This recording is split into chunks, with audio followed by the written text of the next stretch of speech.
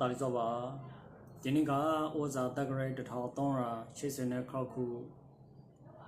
တကူလာဆောက်တရက်တောင်းငါကိုနေဖိုက်ပါရယ်တောင်းငါကိုနေမှာကျွန်တော်တို့ဒီ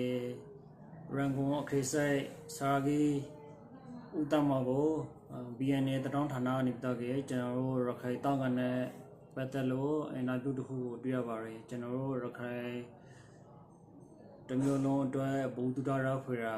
အင်တာဗျူးတစ်ခုကိုတွေ့ရပါတယ်ဝမ်းလင်းဝမ်းမြောက်ပါတယ်ကျွန်တော်တို့မတိရမကောရတွေစကားတန်ဒီကိုကောရတော့လေဆရာကို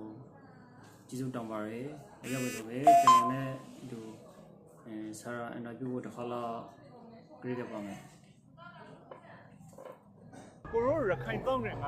unique လို့ဖိုက်တယ်မတူစောပုံစံကတော့အဓိကလောက်လိမ့်ရင်းနဲ့ reload လို့ပေါ့ပဲနောက်ပြီးမရိုးသာခေါ်ပလေခရရှောင်းကအဓိကထား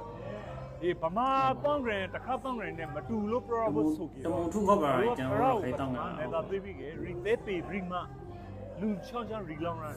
ညချောင်းကတော့ခရရှောင်းကို retate ပြီးမှကျွန်တော်လူချောင်းချောင်းတော့ break တွေတလားလောက်ကနှစ်လားလောက်ကကျွန်တော်သိလဲလားမြန်မာတနက်ခါပွေးတော့ကြောက်ပါတယ်ညကကြောက်ပါကခင်းနာ cricket တွေလူဂရီတီကိုတိုင်ကရခိုင်တောင်းရင်ကိုစင်ပရူပြီးပရောလာရခိုင်ဒီနေ့လည်းနသာသူ့စုံဘယ်တော့တင်ဖို့ထားလေနသာတွေကိုဇာလို့တင်ဖို့ထားလေတနခါတွေကိုဇာလို့တင်ဖို့ထားလေဖရတ်တခေါင်ကအယုံစိကဲပြီးမှနော်ဘောကတော့ဖရရီချိုပြီးမှကျွန်တော်ရခိုင်တဲ့ကိုယူစားတခုဖိုက်ပါတယ်ထုခတ်ဆုံးရခိုင်ရိုးကြီးရိုင်ချင်းခိုက်တယ်လို့ခေါ်တော့ရုပ်ခဲ့ဟုတ်ပါတယ်